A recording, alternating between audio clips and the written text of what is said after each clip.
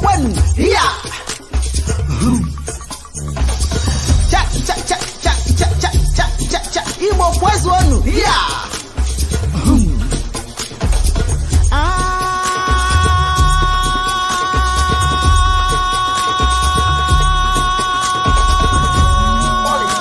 Oko nyamini, nyamini.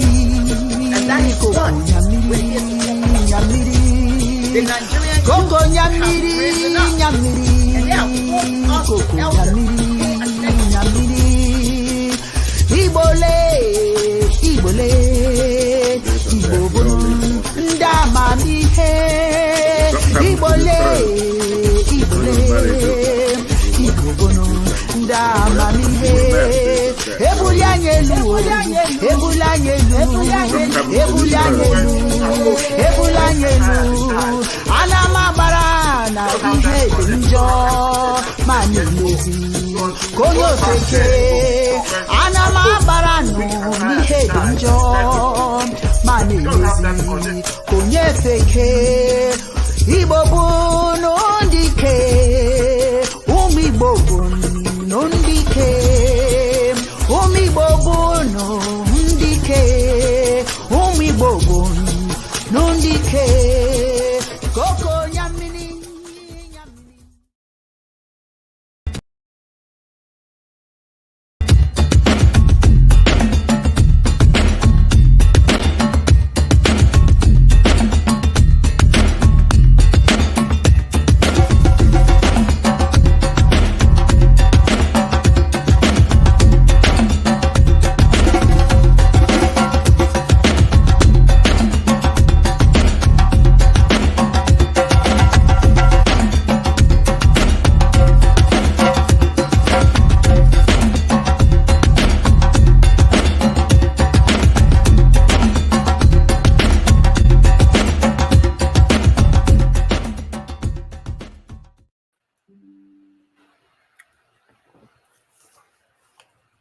Ndewonu, ndewo, ka ụzọ anyị niile bụrụ ihe, ka ihe ọkpụrụ akpatara aka ka ọ bụrụkwa ahụ mma mma, ka ụwa niile site n'ozi ọma anyị a ma obi aṅụrị site ugbu a ruo mgbe niile ebighị ebi.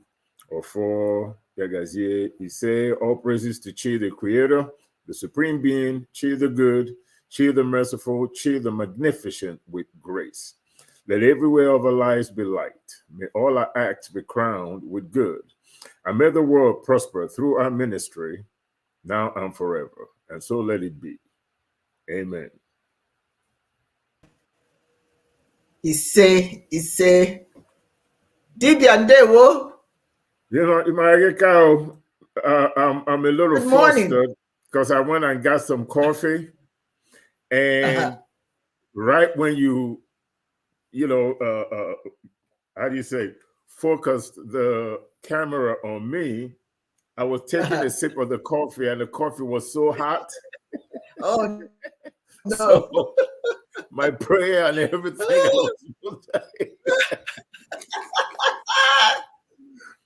told you that's okay. But I'm going to be all right. I forgot how hot it was because I had it like this.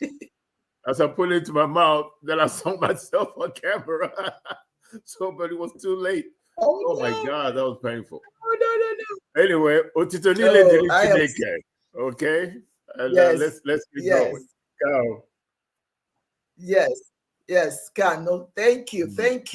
Ndewo. Welcome to another episode of Cheers Live. We didn't have it. We were so busy last week we couldn't host the shows, but we're here today, and we hope that you will join us as we continue discussion about interesting aspects of African spirituality. Ndewo, for those of you who don't know, Ndewo is an Igbo Nigerian word that means greetings. And this is very important for me to say this because we tend to just use some of our terminology without even understanding what they actually mean. But Ndewo has a deeper meaning. Ndo. Long life, Nduewo, long life to all of you, which is what I enthusiastically pray for you today. As is customary, we always have to have permission from our elders to speak. Even though I'm an elder, I still need permission from elders. So wherever the elders are out there, I ask for your permission, and I'm going to assume that I have it. And I want to thank you so very much for this opportunity. I would like to, before I go any further, just take this opportunity to thank Onyeze Henry Ndukweoji for a write-up on Facebook that he wrote about the founder of Chiism, His Holiness Ahanke Okonyoha. He says, His Holiness Onyoha Kalo Onoha Kalo, the Ahai of Nkuru Okwonkoro is Ajaiwo, ancient kingdom, the supreme spiritual leader, founder of the Guardian religion, and first African to address the United Nations on world disarmament. He played the big league in Nigerian politics, pre and post independence, and launched Nkuru on the global map. He died a legend in San Pedro, California, USA in 2023. I want to thank him for that acknowledgement. And Yes. sometimes, you know, we've got to acknowledge. I say, when you see the truth, you have to speak it. So I want to thank him. All praises to Chideke and the ancestors. You say, I am so happy to be here. Thank you, Yudi, Dibia Yudi, for that wonderful prayer. I'm all in my yellow today because it's such a sunny day, and I said, why not? Let me add to all that brightness by being all bright. Agreed. I may not be in yellow, but I put a little bit of white on my stuff just to echo your, how you say, the bright attitude that you have about today. So, yeah. Yeah. Yes, indeed. We're in this together. Well, the topic of discussion today, and it's going to be a lecture. I'm going to do a brief lecture, and then I'll bring in, hopefully Dibia Chedozie will join us today, but if not, then I'll bring in Dibia Yudi to add to the conversation after my presentation. So bear with me. This is very important because I'm talking about the meaning, because we do a lot of things without thinking about the meaning of what we're doing. There is an African proverb. First of all, the topic of discussion today, what is the deeper meaning of the African types of prayer? Africans don't just sit and pray. There are different kinds of prayer that we do, each one of them with their own specific meaning.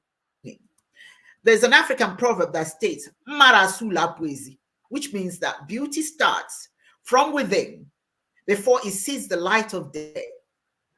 Now, how does this proverb impact how we pray using the African instruments of prayer, such as the pouring of libations, breaking of the Kola Nut, and offering the chalk paste? Some of you may not be aware of it. Some of you may not know.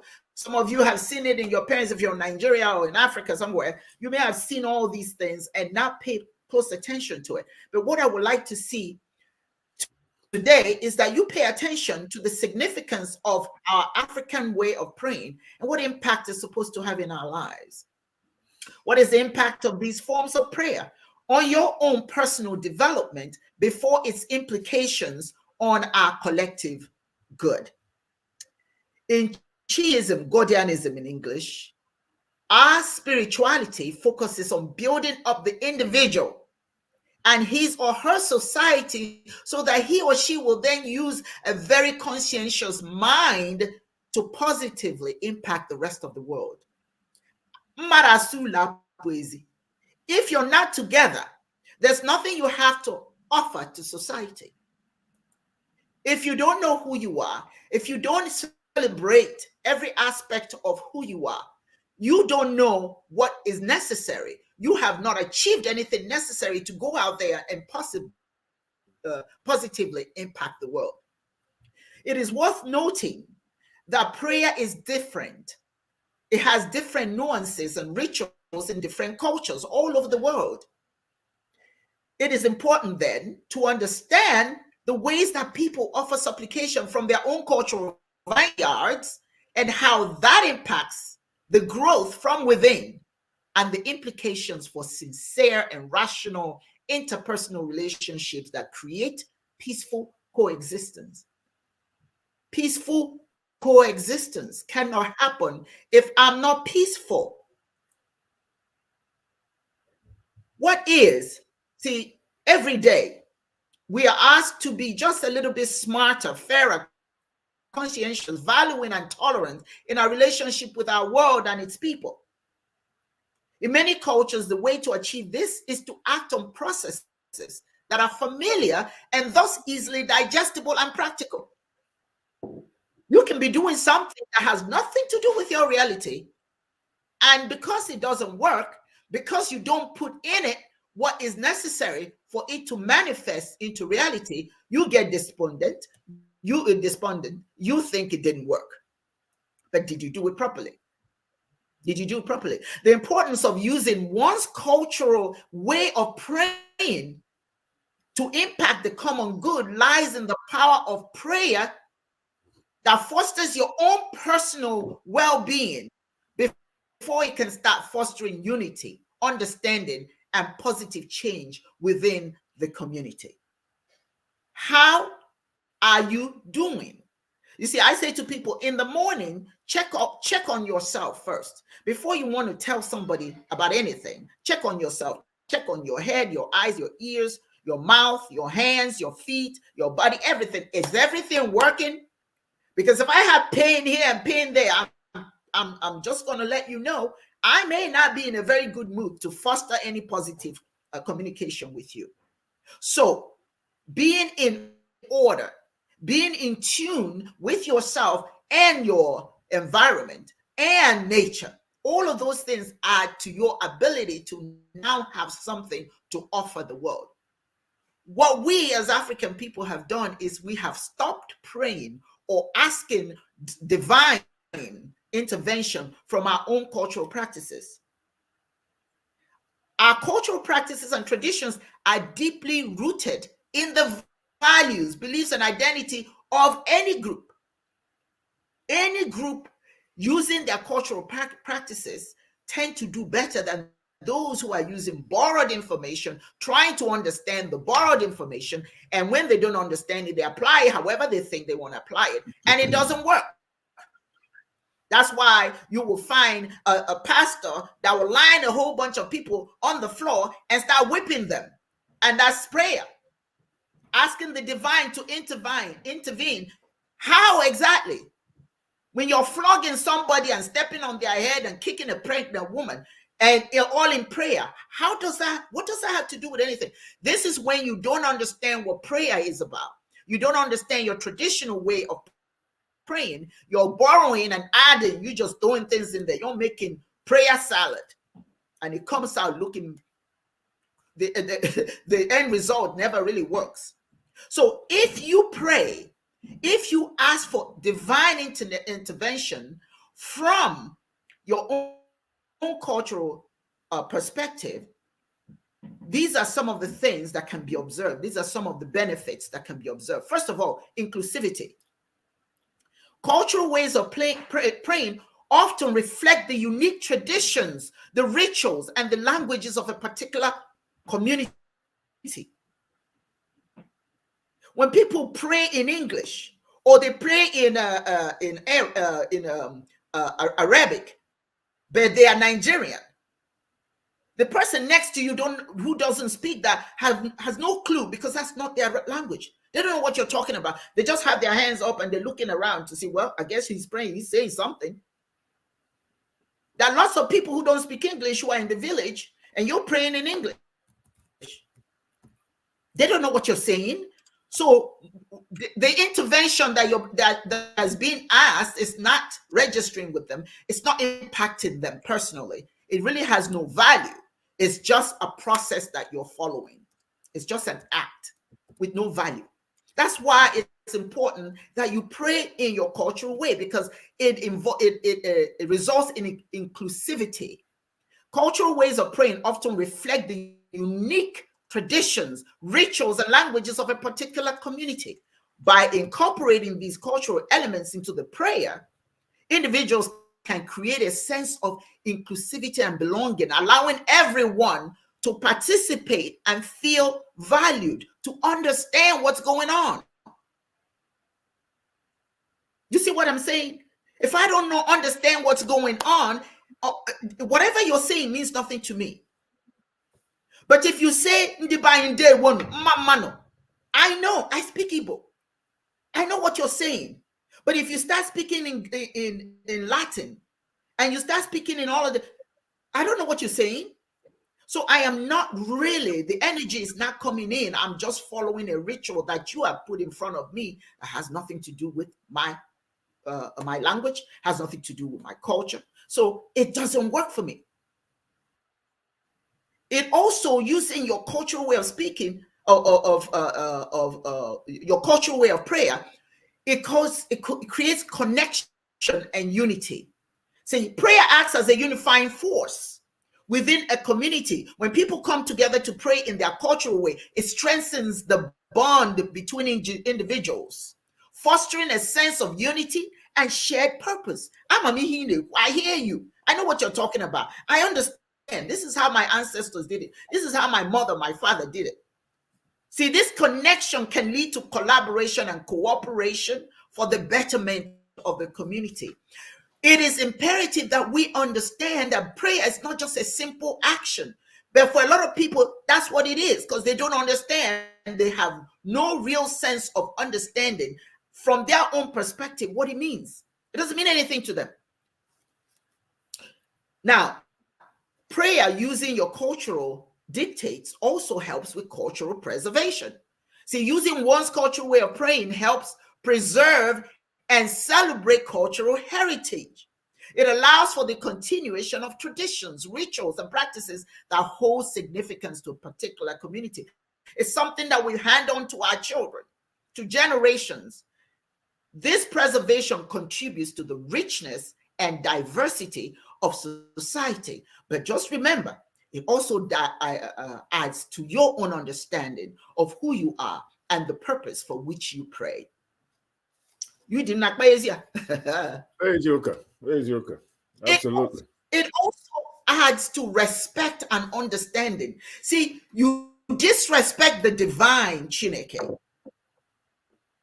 You disrespect the divine when you don't apply the blessings of your culture given to you by the divine.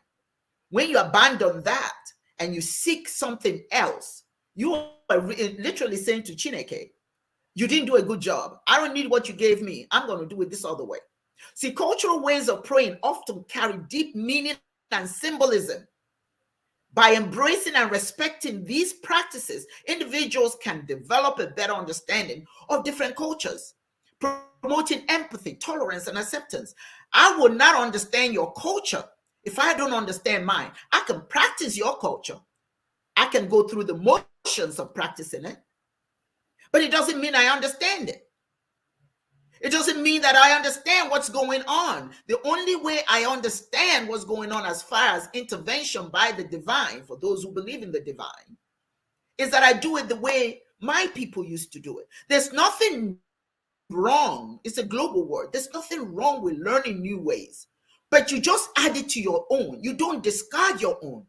You don't disrespect your own. And the reason why we tend to disrespect African system of prayer is because we don't understand why it was done.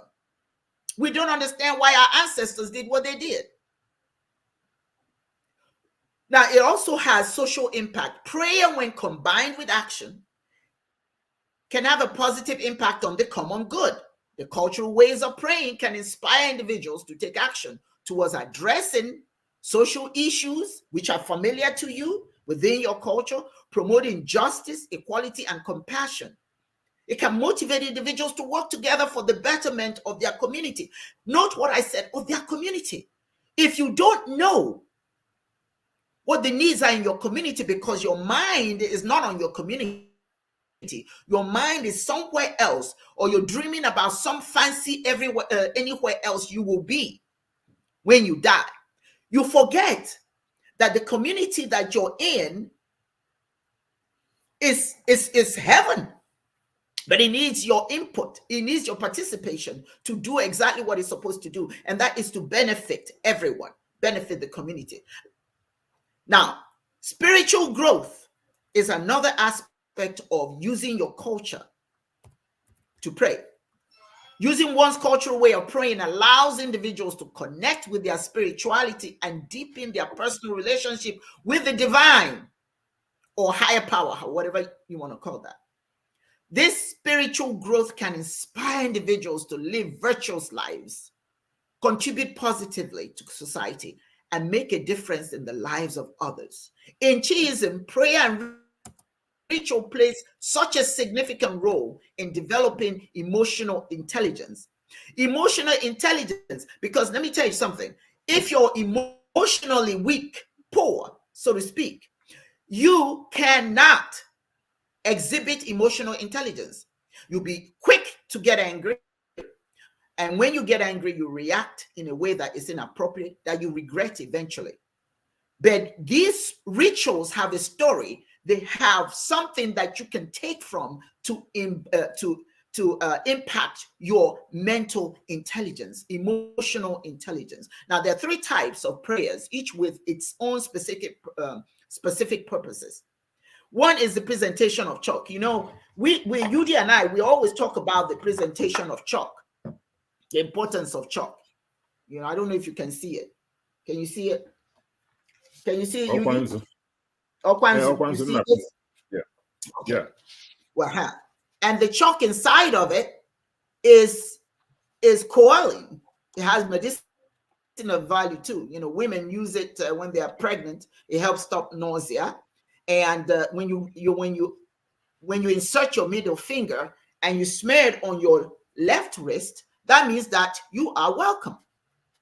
That means that you're welcome, either into somebody's home or in a community gathering. All right. The procedure is called chalk paste. Imanzu. And the charger is okwanzu, because nzu is the white chalk inside, and it grows in the ground. They dig it up from the ground, and that's part of our connection to nature. Okay. The participants in the gathering reach into the charger with their right middle finger. I just displayed it, and that means that you're welcome. Now, if you don't receive this, if purposefully you did not receive this charger, that means you're not welcome, either in the community gathering or in somebody's home. Now, the individual who does not receive the chalk does not resort to violence, but instead may seek later to determine why they did not receive the chalk. And they do so without bitterness, without rancor. They don't go shooting. They don't get mad and go and kill the person who did not present the Kola Nut, the charger to them. Okay? So invariably, what we're telling you, without screaming at you, without yelling at you, is we want you to take the time and go and think. Besides welcoming you, we welcome you to our home, to our environment, and we say that we are responsible for your well-being, right? Okay. But if I don't give it to you, I don't want to be responsible for somebody who has issues, somebody who may have done something wrong in the community, and I'm aware of it. Because when I give you this, that means that I welcome you and I am responsible, and I think you have the right character and all those sort of things. But if I don't give you that, that means I'm not taking responsibility for your care. So you're really not welcome in my home. You need to go and think about why you did not receive this chalk. And we do it in a way that we're not yelling. We don't say to the person, get out of my house, all that stuff. I didn't present a chalk, so why are you here? You can leave now. Back then, that tells you it's time to go. But secondly, we have the presentation of the Kola Nut, which is a form of sacrament. We talked about it all the time here. A sacrament with Chineke and the ancestors, as well as a symbol of our connection to nature, because the nut is a product of nature. Honoring our ancestors is very prevalent, given that we recognize that they are the reason we are here in the first place. Doing so with the Kola Nut, a fruit found in nature, is a symbol of our connectedness with nature around us. There used to be a time, we talked about this before, you couldn't even cut down certain trees without giving an offering to the tree. because we respect nature. A fruit found in nature is a symbol of our connection. And we need to remember everything around us was put here for our own good. So if we abuse nature, or if we disregard the importance of nature, ultimately nature stops to produce for us. That's why you have these places where they cut down trees and they do all kinds of horrible things to nature, and nature stops producing. This nut, Kola Nut, is blessed by an elder and given to a younger male member of the community to break into small pieces and pass to everyone. Now, it has a bitter taste, but once given, you are obligated to eat it out of respect for Chineke and the ancestors, because it is a form of sacrament with them. So you can't say, oh, it's so bitter. So, some people add a peanut butter. You can dip the Kola Nut in the peanut butter to make it a little bit tastier, but you still, once it's presented to you, you're expected to eat it because it's part of that sacrament with the divine, and certainly with our ancestors.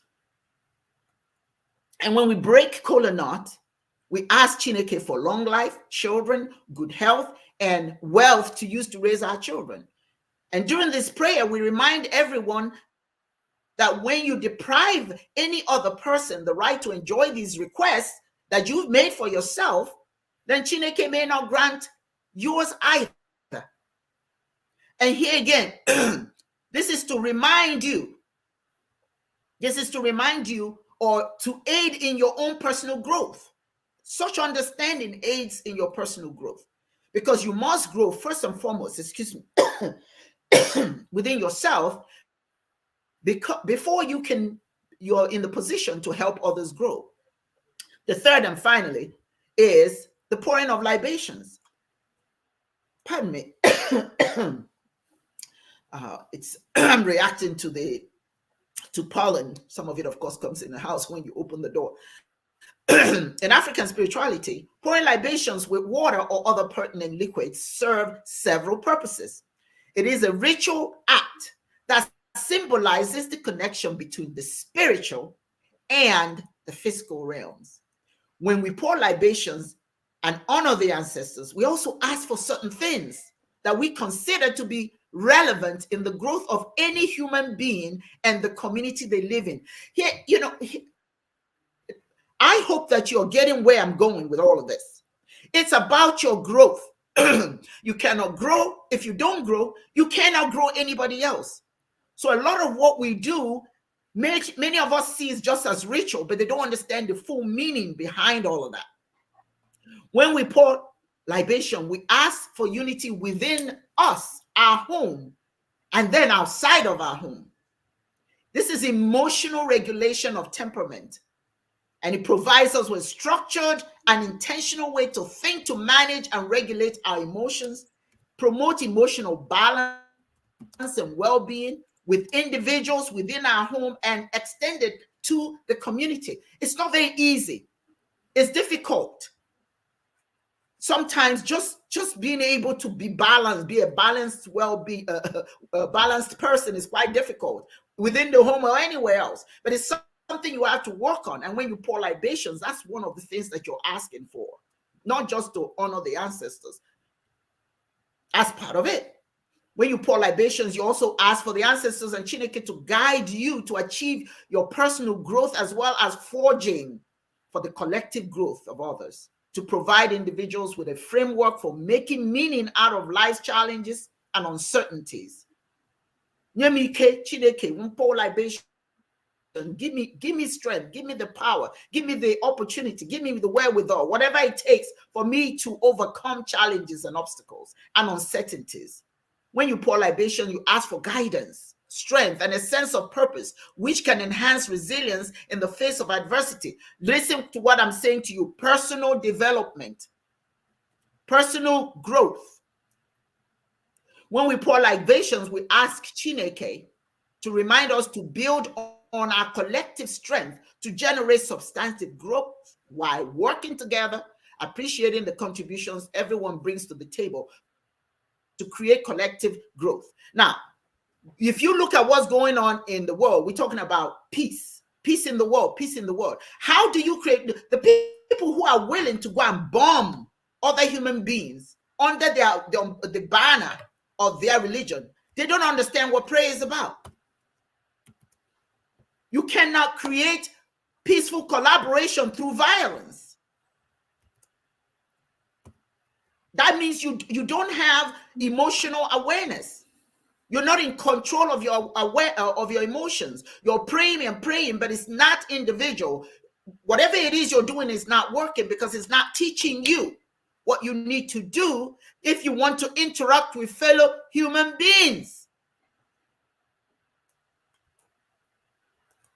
Your prayer is supposed to build you up. Then you can build other people up. Just pause and think about all these religious wars that we have going on. All these wars, all the bombings everywhere. Do these people who are given the command for all these bombings, all this taking of human lives, do they have emotional awareness? Are they really connected to the divine? What kind of prayers are they giving? What kind of supplications are they offering to the divine? Are they listening? What is the prayer saying? Love your neighbor as you love yourself. But is that what they're doing? That means they are not learning anything. Through their prayer, they haven't learned anything. When we pour libation, we do ask for Chineke to guide us to acknowledge the importance of giving support to each other, because as we say, which means that when one hand washes the other, both hands come out clean. Praying for this is emotional intelligence, the ability to create connection and have empathy. When you go to church next time, listen to what the prayer is about. Then ask yourself how that's working from what you see in your community. Community full of individuals who praise and stomp and kick and carry on. They don't have the empathy to offer anything to a fellow human being. Now, I'm not saying all of them do that. Some of them do.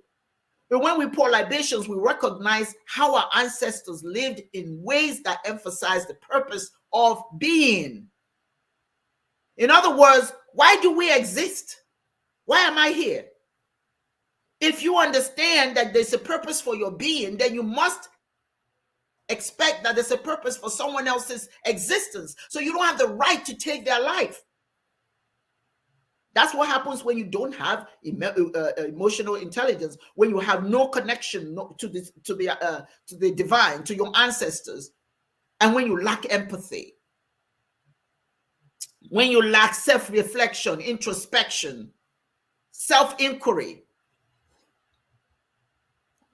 This is what we're supposed to do. When you are pouring libation, you're supposed to build yourself up. You're supposed to talk to yourself. You're supposed to talk to the ancestors, talk to the divine, so that you become a better human being. Last but not least, when we pour libations, we seek the capacity to develop resilience and ability to bounce back from setbacks and manage stress effectively, using all the skill sets available to us.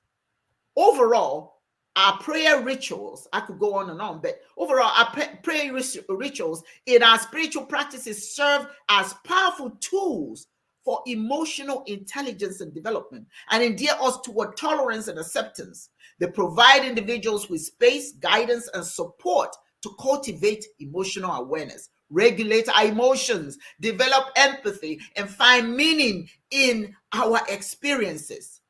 But most importantly, once we can find all of those, then we're able to go into the community, to the society, and say, this is what I have done. This is who I am. Here I am to serve. What can I do? But you see, you can't do that if you are not prepared. Prayer helps you prepare yourself, but you have to do it from your cultural vineyards. Otherwise, everything else you're doing is empty practices. May Chineke bless my presentation today. You see, you guys. Bravo. Let's get that out of the way. That was in depth. I mean, it just gives you an understanding of the capacity of prayer and also libations, and the importance of rituals. Sometimes it's about labeling. When you say rituals, right? People that are not educated all of a sudden panic, right? They're not educated in their own spirituality or the theology that they adhere to. They just have no understanding of how these words apply and what they really mean. And a lot of times when the preacher is in the pulpit and they throw rituals around, their presentation does not engender an understanding of exactly what the word means and any kind of comparative analysis of the commonality of that word in all that we practice in our different theologies, our different religions. National theology is really something that everybody should aspire to have an understanding of, or at least get a preface, knowledge of natural theology and how that kind of promotes an understanding of our neighbor, so that we don't look at them as people that are doing something different from what we're doing, right? Religion is not the etymology of it all, but religion in its simplest explanation is cultural understanding and expression of the supernatural, right? We're located in different places in the world. We develop different cultures and the way we see things and life. The European sees life totally different based on his environment than the aborigine of Australia or the Native American, both in South America, or should I say in the Americas. They see it differently from those in India, right? We see the world differently. The Eskimo sees the world totally different from the way the Apache, Comanche, or Sioux sees the world, or the Aztec or the Mayan. And what we've done in not promoting an understanding of rituals and religion and spirituality and the commonality is to put up this facade of superiority complex by those people that intend on conquering your mind by making you feel that whatever it is that you're doing is inferior and that you should see the world the way that they see the world, for you to either get along with them or for you to experience this spiritual euphoria that we're all after anyway. Rituals are important because they empower us as individuals, as a community. It empowers you collectively. Rituals help us work through difficult problems. It's very important in psychological focusing, because only when you're psychologically focused do you have this feeling that the ancestral realm, the spiritual realm is available to you. Right?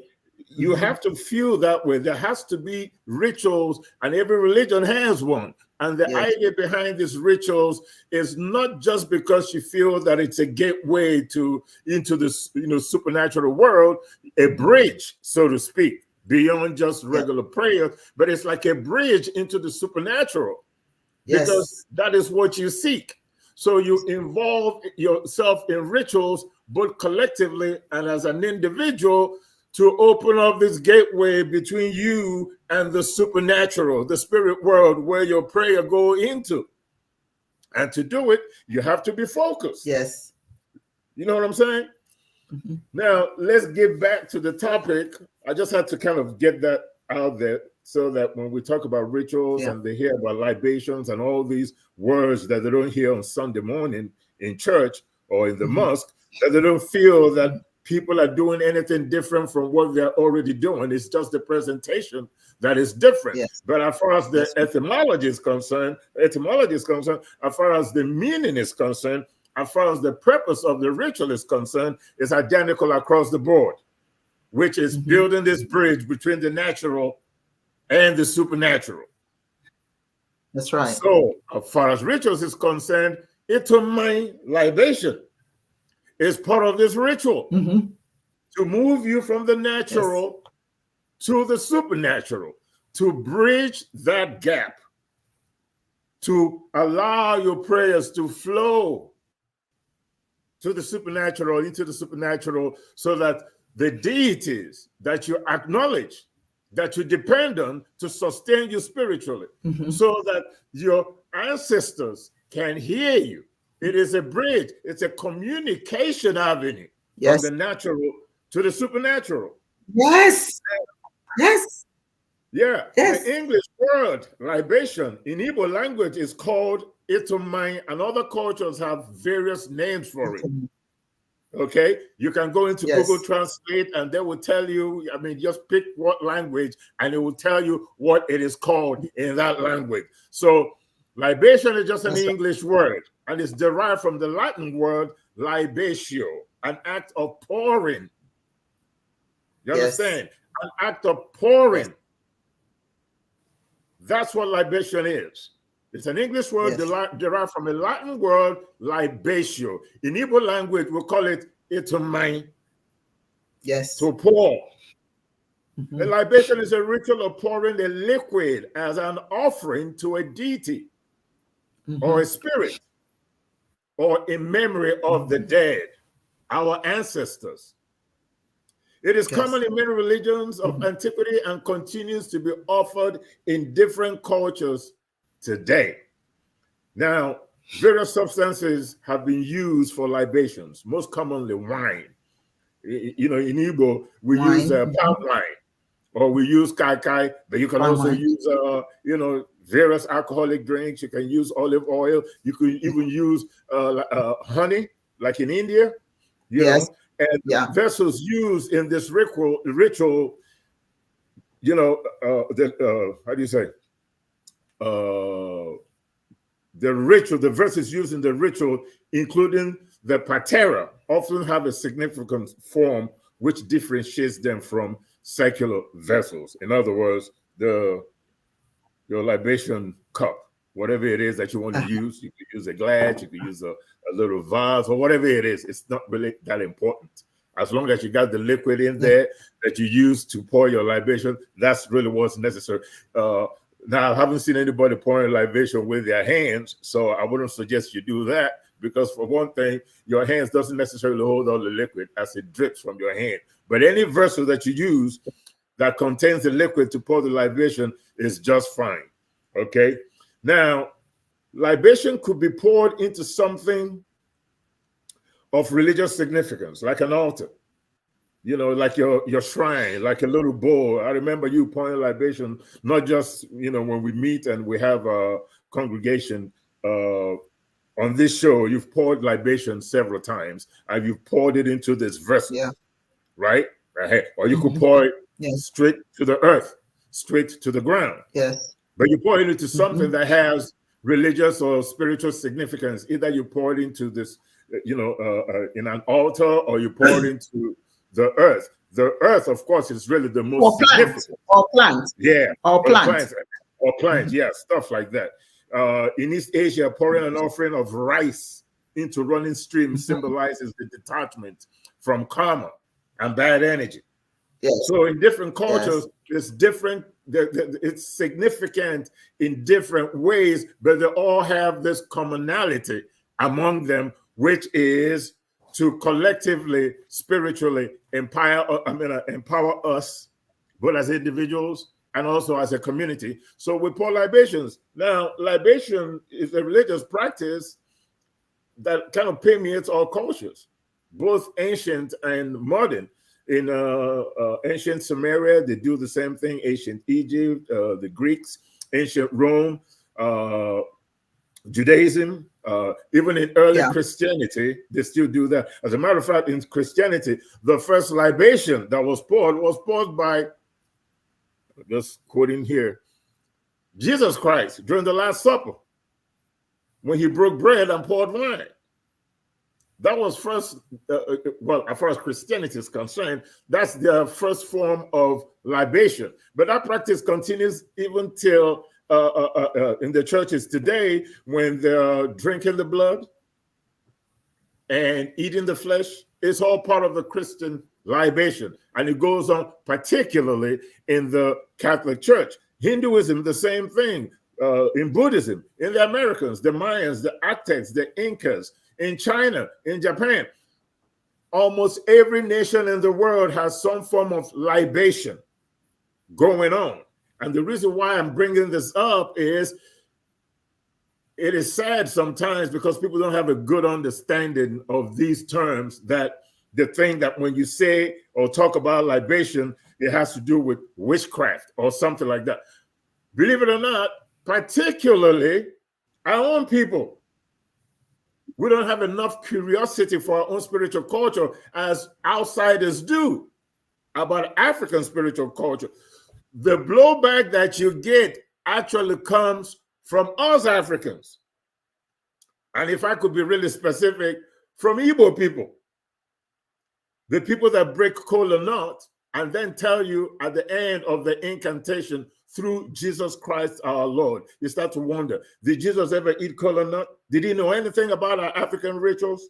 Why is it that today, when we break Kola, one of the most important rituals in African spirituality, breaking the Kola Nut, libation, and also the nzu, the chalk.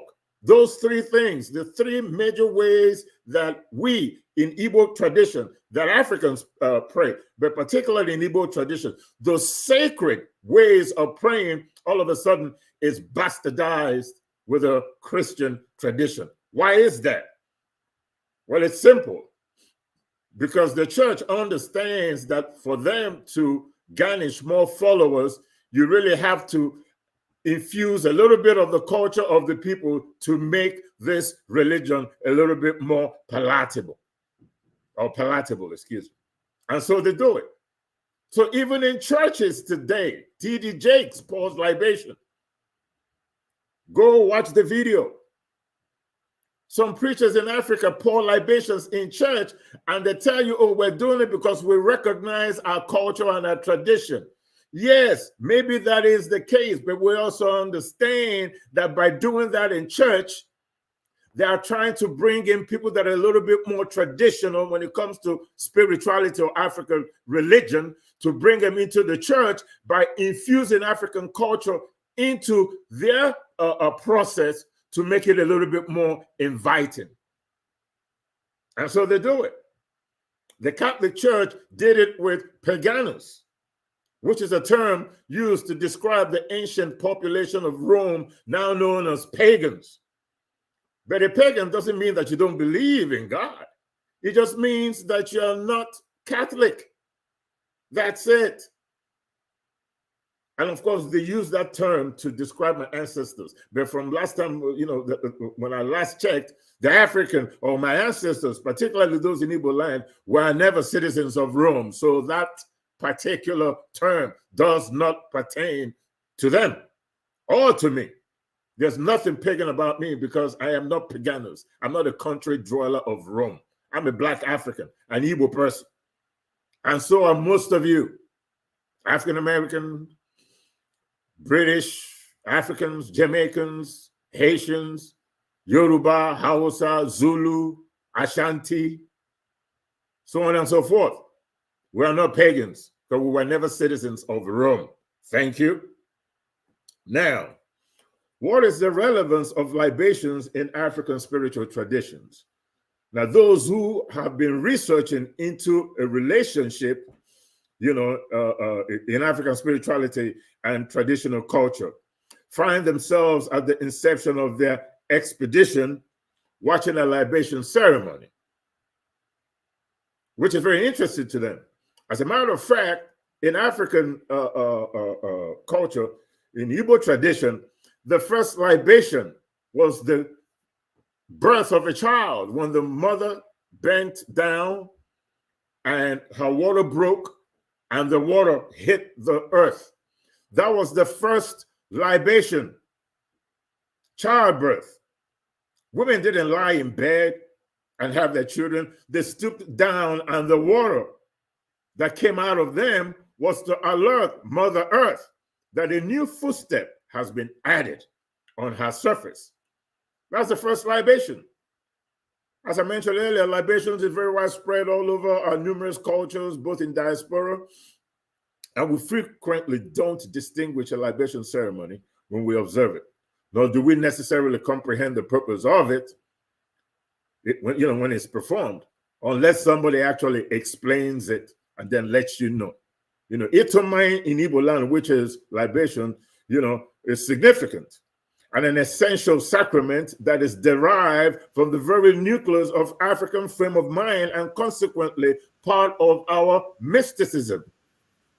In African spiritual tradition, it's the biggest and most sacred spiritual sacrament next to what do you call it?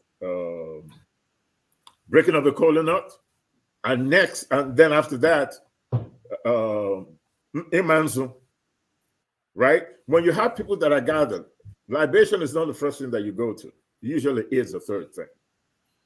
When people are gathered, the first thing that is presented is the Kola Nut, and then the Nzon. Now, the first interaction that you have with those three spiritual, ways of communing with the deities and our ancestors is the Nzon. And when you come in, you put your hand on the chalk and you put it on your wrist or your forehead or wherever. That's the first interaction you have. Then you pour the libation. Then after you pour the libation, then you break the kola. In that order. You don't pour the libation, then break the kola, then do the chalk. You don't pour the libation, then do the chalk, then break the kola. When you come in, you do the chalk. Sometimes as soon as you walk through that door, the first thing they do is they present them so get Maya. Then you can go and pour the libation, then break the kola nut after you pour that libation. In Umboro, which means when somebody comes into your midst, you present them with the kola nut and you present them with the Nzon. Even if you pour libation, if you don't present them with the kola nut and the chalk, then you are not guaranteeing their safety when they are in your midst. So prior to the libation and all that, ihementa, gemimo, imehenta gemimo, getamai. And then after that, merriment or whatever else that you have scheduled for the day. In African spiritual tradition, again, it's the most sacred sacrament. Libation reflects African practices, worldview, imagery, psychological construct. While it's kind of diverse and it spans a wide range of performances, libation is universal to approximately every African group. The ritual of pouring libation is an essential ceremonial tradition and a way of paying homage to our ancestors. Let me explain something about this ancestor thing right quick. We have to understand that our ancestor is part of our traditional ontology. First is the sun, then Ofonogu, then Agunsi, then Kamalo, then Allah, then Okurochi and Imo Miri, then Fijoko, and right under Fijoko, the ancestors in memoriam. Our ancestors are the fountain from which each family unit draws its inspiration for sticking together, for higher spiritual aspirations, pride, self-confidence, and noble deeds. They are the ones with the blueprints of the future. They are the footprints of the past.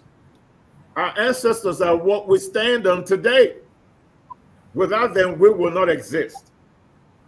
So we have to understand this traditional ontology. So when you say ancestor, you're not talking about some magical thing that has to do with some evil and the devil or whatever it is that comes to your head. Thank you. Say it again. Have ancestors too. Christians have ancestors. Jews have ancestors. Arabs have. Muhammad is an ancestor. or whoever else you want to invoke. Jews have one. Abraham is an ancestor of Jewish people. Moses is, Joshua, Ruth, you name them. They're all part of their ancestral lineage. Romans have one. Julius Caesar is an ancestor. Augustus Caesar. Every culture has an ancestor. The Hindus have one too. Buddha, Siddhartha, is Indian, the founder of Buddhism, or Buddhist philosophy, later adopted by the Chinese Khan and made an official religion in China. Every human community have ancestors, and it is our spiritual responsibility to acknowledge our ancestors because they are the ones that came before us. The cars that we drive today was put together by an ancestor back in 1910. The vaccinations that we enjoy today that allows us to combat diseases were put forth by African ancestors. And then in the United States in the 19th century, I think, they found a cure for smallpox when this Ghanaian enslaved in America showed them how Africans used to inoculate their children against diseases. That's how the process of inoculation became widespread in the West. Say it again. Would you say it again so people know?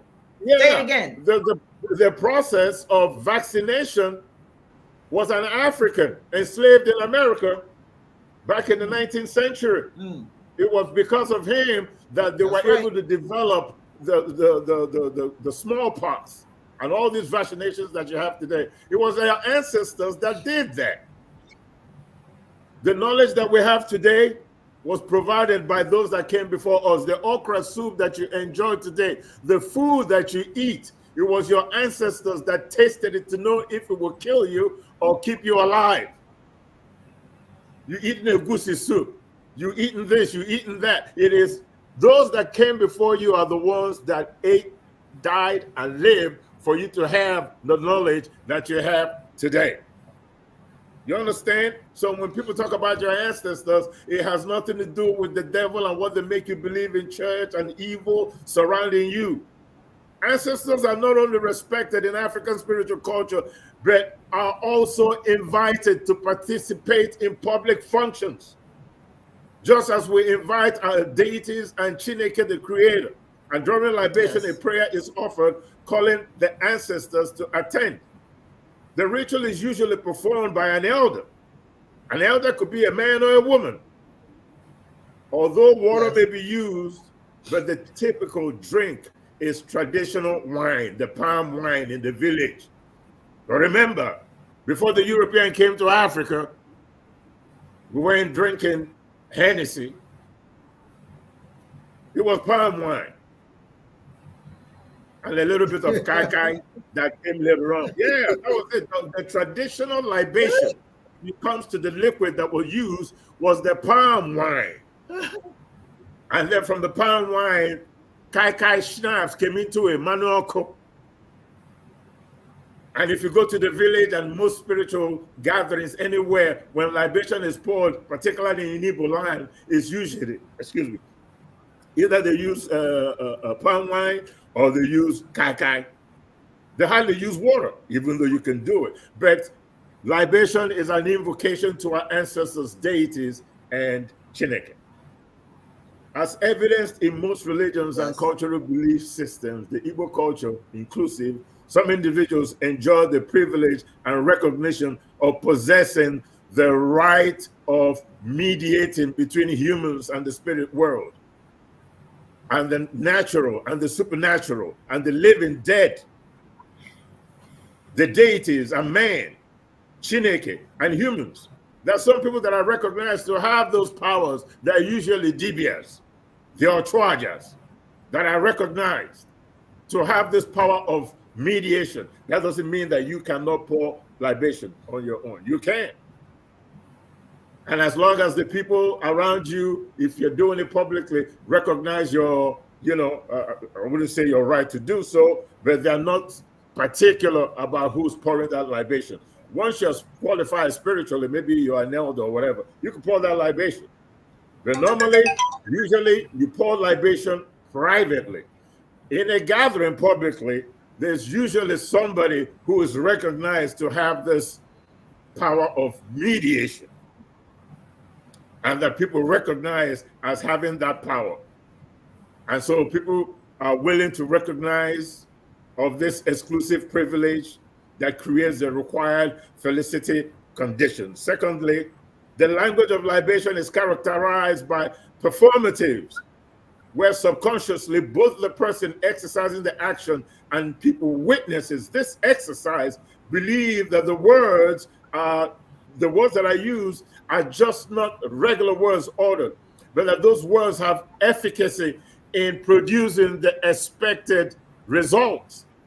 If you listen to somebody who is maybe has this felicity to do libation, you will notice that how they begin and how they get in the middle and how the end is probably different from how anybody else would do it. There are certain expectations when you're pouring a libation. For example, Ekekerowa, Ayekelegi,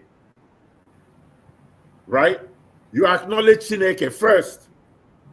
That's who you acknowledge before you acknowledge anybody else. Then calling on Eke, calling on Ori, calling on Afo, and Nkwo, how was ruled together. There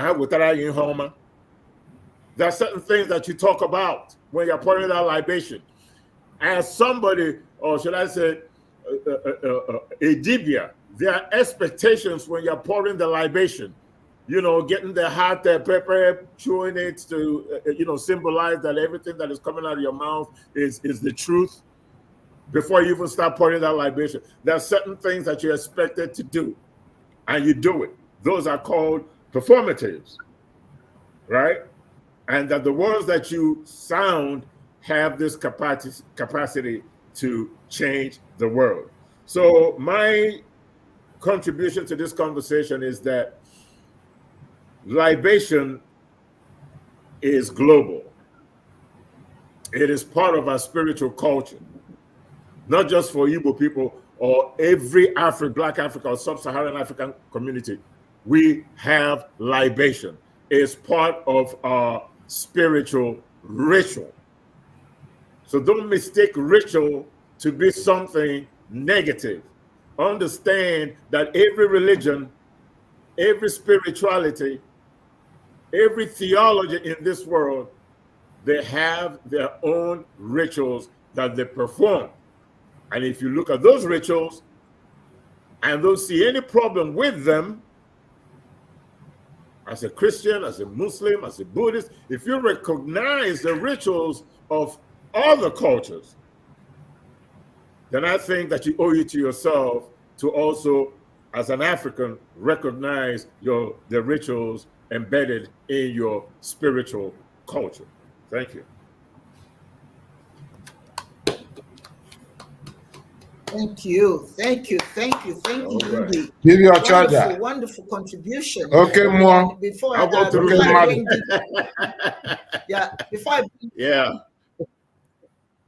before I bring welcome. in, I just want we were looking forward to you talking about this topic.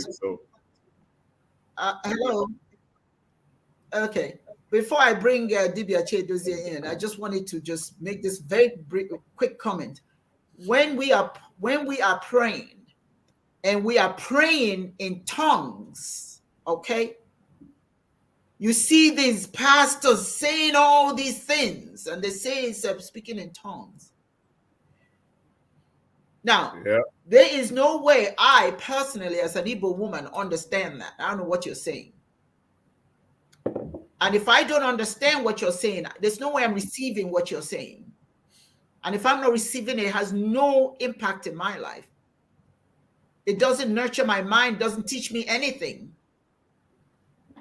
But just to acquiesce, just to be with other people, just to socialize, just to fit in, I may just say, hey, I may just, go along with it. But what did you just say? You don't even know what you said. That's why when you pray in your cultural language. Pray so people can understand. Pray so people can be a part of. Pray so people are not strangers in the midst of their own people.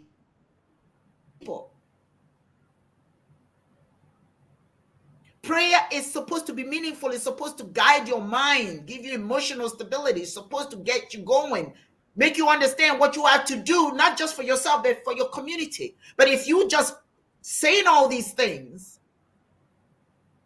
am I speaking in tongue? Now see, no, tongue. No, Kola, Of mother, course not. mother, Oh, Kola.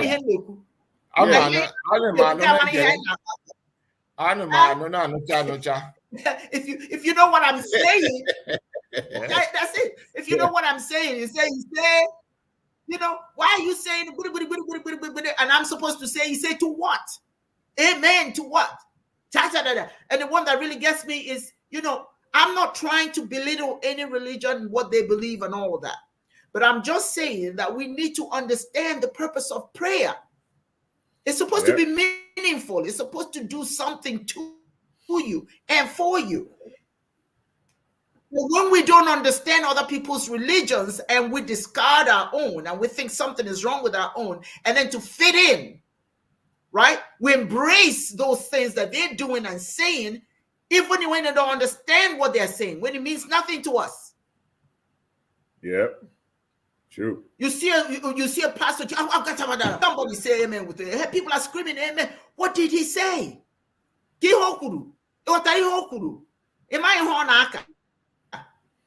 He may be cursing you out and you don't even know. I challenge I challenge the preacher in Dallas in church. You know, so it's just you just I know you got something to say. But the point here, my brothers and sisters, prayer is to be meaningful. Yeah. Like Akashi said, spiritual mumbo jumbo babble. That's what you hear. A bunch of babbling, and we're saying amen. Amen to what? You, brothers and sisters of African descent, if you're listening, it is your responsibility to know what to take into your life, to know what you welcome into your spirit. If you're talking to the divine, make sure you're speaking in the tongue that the divine gave you. Even Chineke doesn't understand that mumbo jumbo. He said, he probably just walks out and says, I'll be back. I don't know what they're talking about. So when all is said and done, we need to be no, you know what? It's funny, but it's spiritually debilitating what we're doing. And then we said, I've been praying.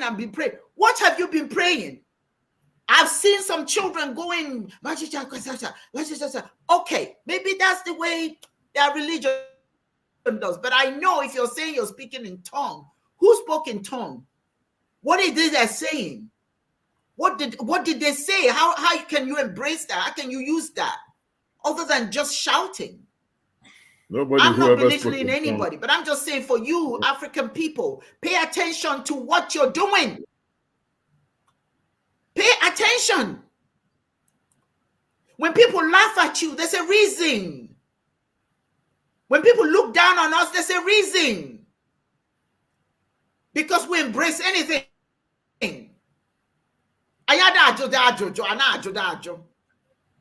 If you say you're Dibia, hey! But say your pastor, if you say pour libations, hey! If it's time for them to have their sacraments and all of that or whatever, it's okay. Everything is okay for those who are practicing. If that's what it is, Christians do what Christians do. Muslims do what Muslims do. But these are foreign religions to you. Find out what your ancestors. If you want to practice that, that's okay. That's on you. But the point I'm making is look into your own. See what significance is within the bowls of your spiritual prayer systems. Find out what the message is. I shared it with you guys earlier. My understanding of it That's why Igbo people say, you listen closely, you will hear the footsteps of the ants. What's that telling you? Listen internally, listen inwardly, and hear. Commune with Chineke. You will hear and know what you're supposed to know. And on that note, I want to bring in Dibia Chedozie. Oh, you had something you wanted to add very quickly? No, I was just talking about. Or you can always add it later. Yeah, I could talk about that later. You were responding to something I was saying, right? It was about something you were saying. It was just somebody I challenged in court. Church right quick in Dallas, Texas, during his sermon, and I spoke Mburo to the guy. And then when I spoke Mburo, when they were speaking in tongue, then I just raised my hand and I asked, if you speak in tongues, what did I just say? Of course, they ushered me out of the church because he couldn't answer that question in Dallas, Texas. So I got ushered off. But so all that stuff is just hypnotic mumbo jumbo to make you think something is going on when it's not.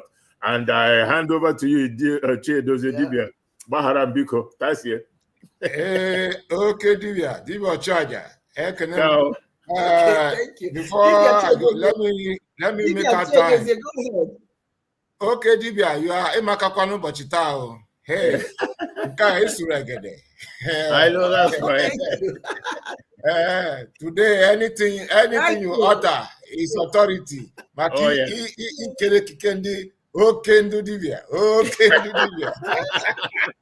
Yes.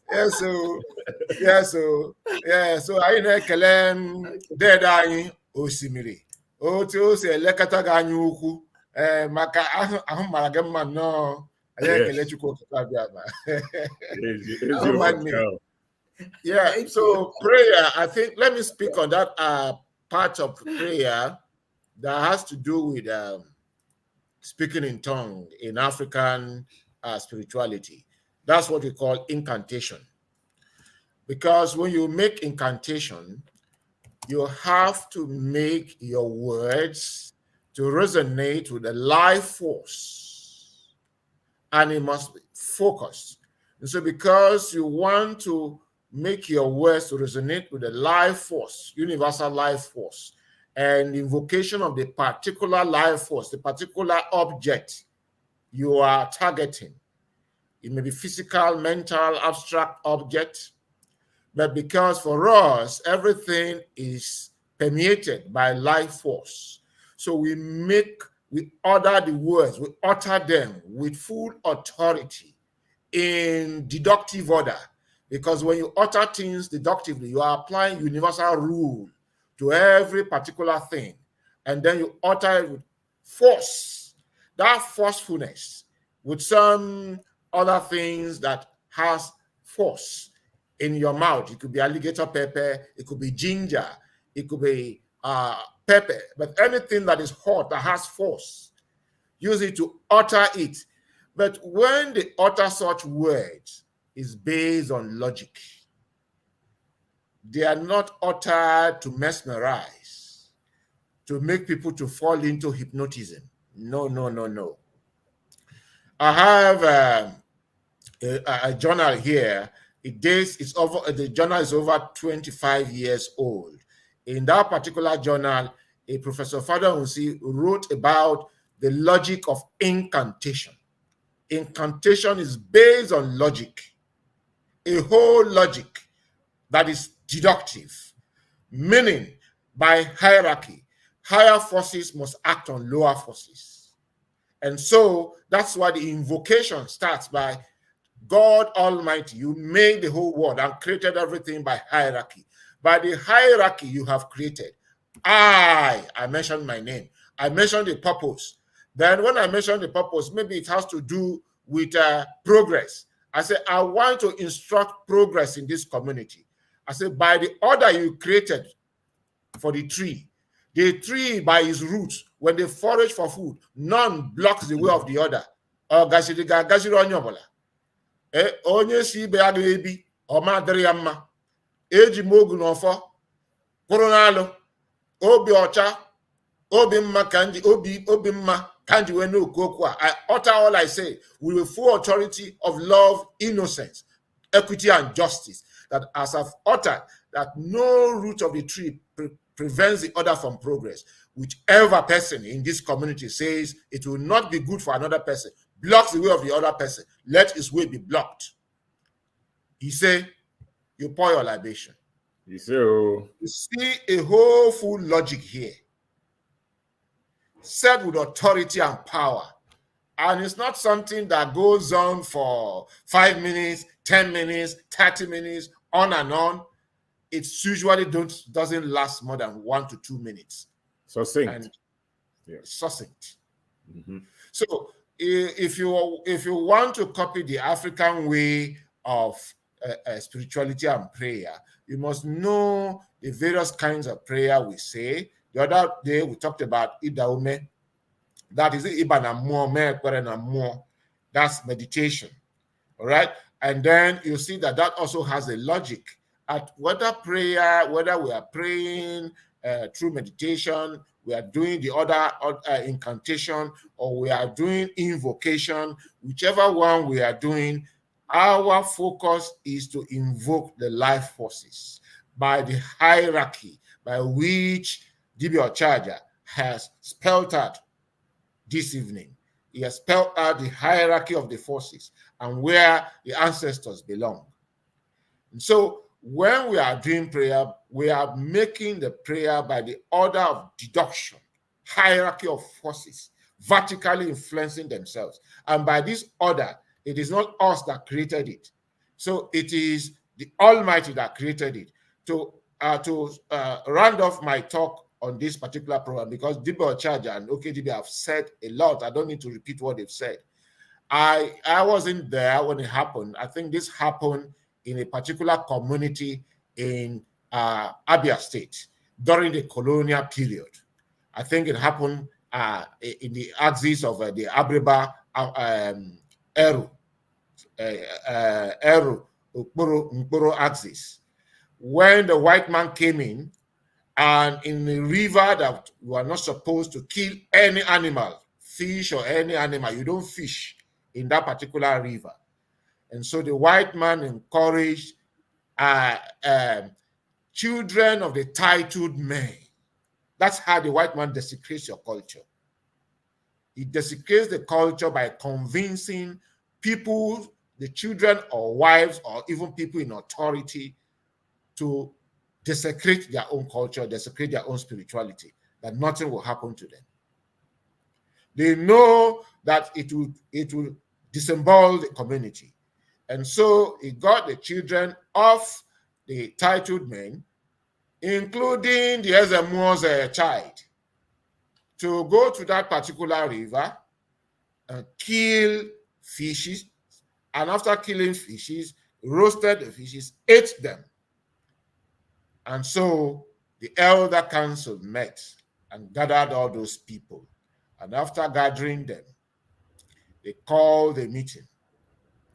Then they waited till it was going to sunset. Then they now say, okay, what's the judgment? They call the oldest man then, according to the story, the oldest man then was about 120 plus by their own, what they could count then. And so he said, well, you know that if we do anything to these people, you know the white man's law, they'll descend on us, disembowel our community, but we will not leave our hands folded. We will invoke the supernatural forces. And so the oldest man took the palm wine in the cup, Iko, and looked up to the sky with heavy heart and heavy voice, called the name of Chukwu with grief 7 times, Chukwu. And as he was invoking that name, the whole place was shaking. Then he said, our ancestors taught us the way you revealed to them, and they revealed to us, by which we venerated you, and everything was peaceful. And then came Wabeke, the white man. He's now educating our children that the way our forefathers have shown to us how to serve you is not good. That his own way is the way that is good. He wants to bring this empowerment into our community. Chukwu Okike Abiama will hand over this particular matter before us today to your hands.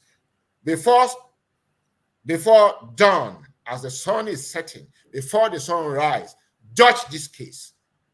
He threw out the palm wine. And then he now, after he did that prayer, he called all those whose children were involved. He said, don't let your children go back to your homes. If they go back to your homes, whatever course I have thrown will affect you. There is no more child here, no more brother. All those who have offended, let them go with the white man to his church. So they left for the church. Exactly 12 midnight, between 12 midnight and 2 a.m. of that particular day, succeeding to the next day, soldier ants invaded that particular church. One soldier ant turned to 2, they killed 2, multiplied to 4, and alpha numerology until they became innumerable in their thousands and millions. They covered the church. To survive, they had to run away, including the white people. They all left that church. It's a story in that axis of Igbo land up till today. So you think that the way of prayer of the white man, or the Quran, or the Muslim, or the Christian is superior to your own is because your psyche has been messed up. Yeah. Yes. Me, like Fela would say, the white man no old past me, so me I no Greek copying way. Because I remember, I will round off on this note. I remember while I was in a class, then it was Satellite Campus, and I taught about the origin of man, the history of Africa. We're the oldest people in the world. And then the pastor that came in with his Bible, and then he said, all this I've said, I taught them were Bangladesh. I say, how? The book I read from, and I taught you, they were not written by black people. They were written by white people, the same white people who brought you Christianity. And they are the ones who have researched and say what they said before is not true. This is the truth. Africans are the oldest people in the world. He said, all this nonsense I taught them, that before African adults, Jesus was, and that the Holy Spirit will not give me anything to say. I will not be able to reply to his utterance. I said, oh, there you look for my trouble. I, Chedozie Nwokoro, will not have, God will lock up my mind, and I will not have a response to your utterance. He said, I should dare him. I said, oh, there you have passed your boundary. I don't know what came into me. And I told him, I said, before Jesus Christ and his Father in heaven, as I beat my chest, the whole place vibrated. He could not stand it. He had to run away from the class. Nobody could. He ran away from the class.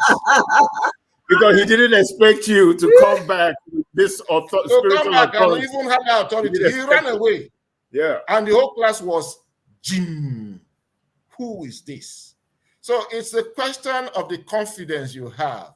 So the first thing the white man or other people need to use, they work on your psyche. They instill in you the spirit of inferiority, fear. Yeah. And once fear and inferiority set into your psyche, you are defeated. Yep. Thank you. Absolutely. Beautiful, beautiful presentation. Thank you so much. That is wonderful. And that is exactly why it is important for us to have this conversation, because prayer is supposed to build you up. It's not supposed to bring you down. You're not supposed to feel inferior to anyone as you pray. You pray according to the knowing of the ancestors. UD, this is something I want you and Dibia Children. I have my own thoughts on it, but I'll let you and Dibia Children address this. This is from Akachi Neke Azubike.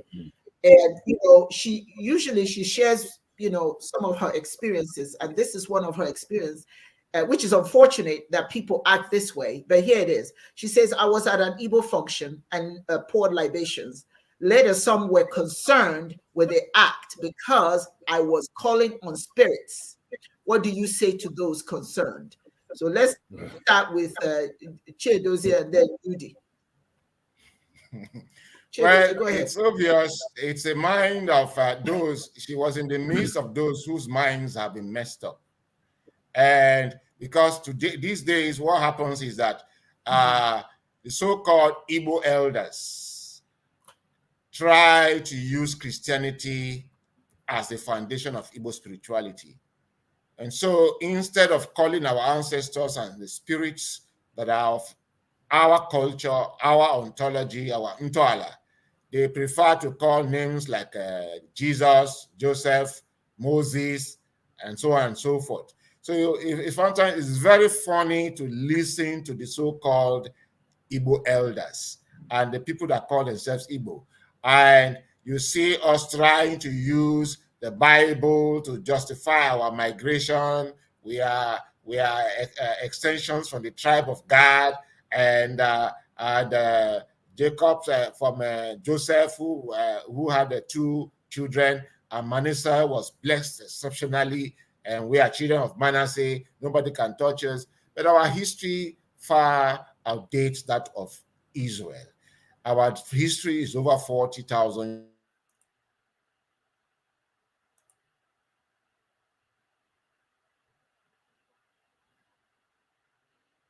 He's frozen. Let's give him a few minutes and see if it's going to come back. Okay, he's frozen. So I'll just go ahead and handle this question until he comes back again. Then he can continue. This is part of what we've been talking about. You've talked about it. Divya Chiedozie has talked about it. I've talked about it. I have talked about it. All Pan-African thinkers have talked about this stuff. You know, and it's also this miseducation of the African, miseducation of people who were colonized, people who were enslaved, people still suffering from colonial mentality and slave mentality. When you're accusing somebody of calling on spirits, let's just see, what are you talking about here? You know, let's take, what is spirit? What is the definition? It is a force within a human being thought to give the body life, energy, and power. Spirit is the soul. Now, how does that not relate to every culture, religion in the world? Is it not what it's all about? Does Christianity not have spirits? When Jesus rose 3 days after he died, was it his physical body or was it his spirit that rose into the heavens with Moses and Abraham? So when you talk about spirits, exactly what are you talking about? Is this just, how do you say, ignorance times 2? What do you mean talking to the spirit? Is God not a spirit? Who is involved in religion that is not dealing with spirits? Is Zeus a person or is it a spirit? What about Odin, Thor, Brahma? What about all these deities? Are they not spirits? What about Yahweh, Olodumare, Chineke, God in many names? What is it? Why is it called spirituality? It's about the spirit. It's not about anything else. So the people that are telling you that you're calling on spirit, they call on spirit every Sunday. Every Sunday you go to church, you're calling on the spirit. You go to the mosque, you bow down 5 times to the east, you're calling on spirit. You go to a pagoda, you're calling on spirit. You go to a Hindu temple, you're calling on spirit. You go to the Igbo land and go to the Obasama, you're calling on spirit. Your prayer is calling on spirit. Everything you do is calling on spirit. So why does everybody else have the right to call on spirit and you as a black person don't have the right to do the same thing that they're doing? Is the water in Europe that comes from a river, is it different from the water in my village? Are they both not H2O?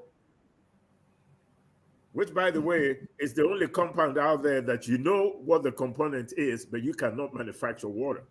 Think about that for a second. Only the creator can. You know its composition, but you cannot manufacture it. Water is 1 in a million. But anyway, here's my point. Don't entertain ignorance, because the people telling you that have not had the same conversation that I'm having with the audience right now to let you know that Allah is the same as God, that God is the same as Chukwu Chineke, that Chineke is the same as Yahweh, that Yahweh is the same as Oludumare, God of many names. So when you're drinking water in Britain and then accusing me of drinking water in Africa, when both of them are the same thing, I think you're out of your mind.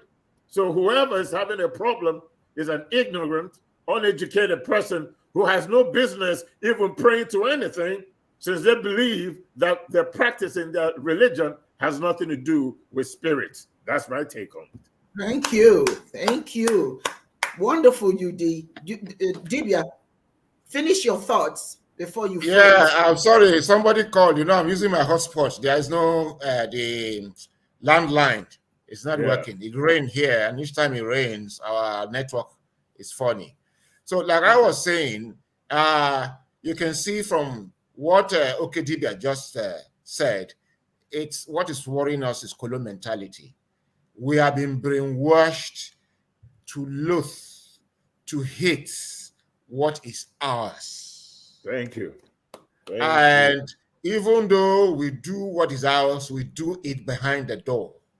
We do it in the dark.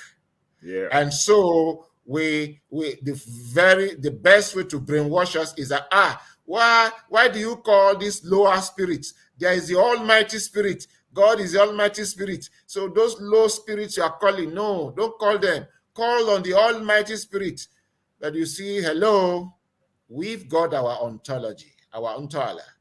Yeah. Our ontology does not say that God is a being. A God that is a being is a limited God. Yeah. That is why Adeboye can go and see God in his house and God is in a room. Another pastor said God is drinking tea because God is a being. I saw that video. Yeah. So, because God is a being, and a God that is a being is limited because he has to live in heaven and he has an address according to them.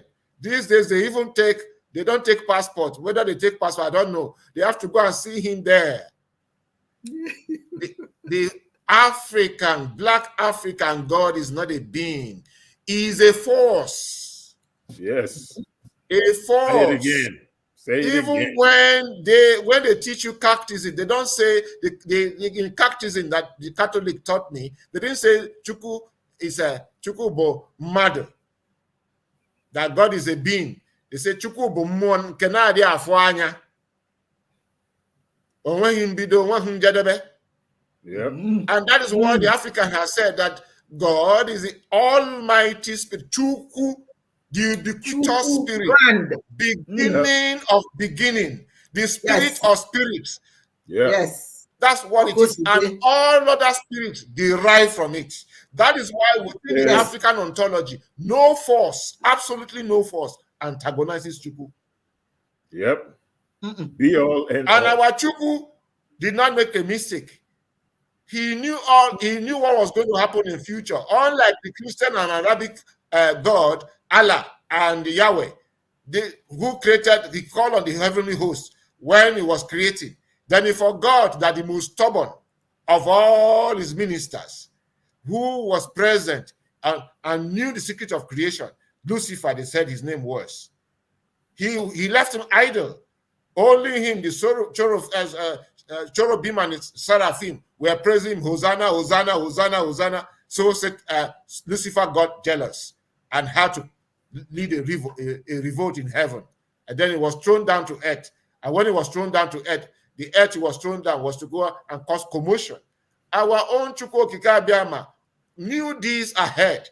So the most resilient of the ministers, the most boisterous of the ministers, Ago, he bequeathed the most Herculean task to him, or to it. It's the task of creating balance between good and evil and providing daily bread to humans. Because if God is to participate, Chukwu is to participate in giving us daily bread, then God will meddle in sin. Because the only way we feed in this world of ours is that one person has solution, the other one has problem. So problem and solution have to cohere. If you don't have spiritual problem, if people don't have spiritual problem, we will not be talking about spirituality today. You say? If people don't have that I eat is that some people have problem that I can solve. So that is why when people are looking for job in Africa, traditional Africa, we don't pray to God. Praying to God is to say that God should be biased. It is Agu. And Agu, they are specialized. There's Agu that will help you look for job.